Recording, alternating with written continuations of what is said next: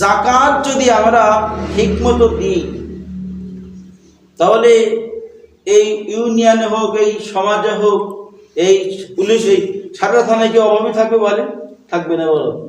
এই জাকাতের যে বিধান, এটা রাষ্ট্রীয়ভাবে তুলবে। কিভাবে?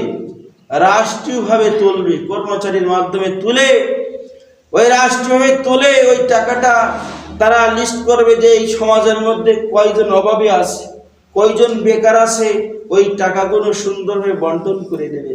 তাহলে কি সমাজে কি বেকারত্ব থাকবে? বলেন। অভাব থাকবে? বলেন থাকবে না। এই জন্য জাকাত দিতে হবে।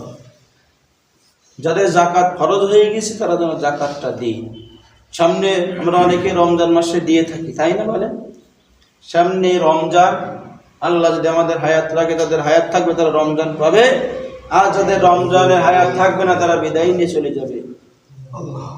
এই জন্য আল্লাহর কাছে দোয়া করতে, আল্লাহ আমাদের রমজান করতে হায়াত দিয়ে, আল্লাহ রমজানটা যেন আমরা ভালোভাবে পালন করতে পারি। কারণ রমজান মাস হলো বোনাসের মাস। কি মাস বলেন তো?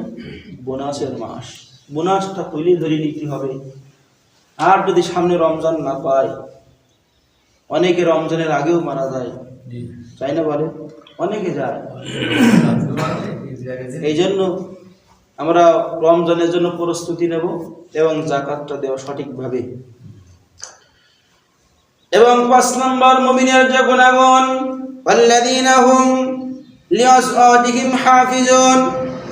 মুমিনের যে 5 নম্বর গুণাগুণ, যারা নিজেদের যৌনাঙ্গকে সংযত রাখে, নিজেদের যে যৌনাঙ্গ আল্লাহ দিয়েছেন, লজ্জা স্থান আমরা যারা বুঝি, এটাকে যারা হেফাজত করে। কি করে? হেফাজত করে। কিন্তু আমরা তো অনেকে আছি, আল্লাহ তাআলা আমাদের যৌবন দিয়েছে, এই যৌবনটা আমরা হালালভাবে ব্যবহার করি না। করি? বলেন অনেকে আছে অন্যায়ভাবে, হারামভাবে আমরা এটা ব্যবহার করি।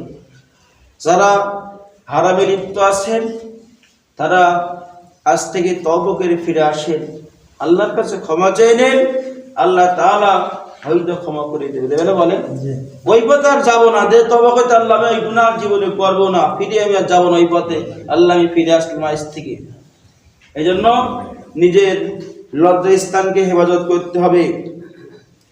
আল্লাযীনা হুম লিফুরুজিহিম হাফিজুন, যে তোমাদের যৌবন কি লজ্জা স্থানকে কি করো? হেফাজত করো। 6 নম্বর যে গুণাগুণ হলো মুমিনী, ইল্লা আলা আসওয়াজিহিম আও মা মালাকাত আইমানুহুম ফাইন্নাহুম গায়রু মালুমিন। 6 নম্বর যে গুণাগুণ হলো মুমিনের, যারা নিজেদের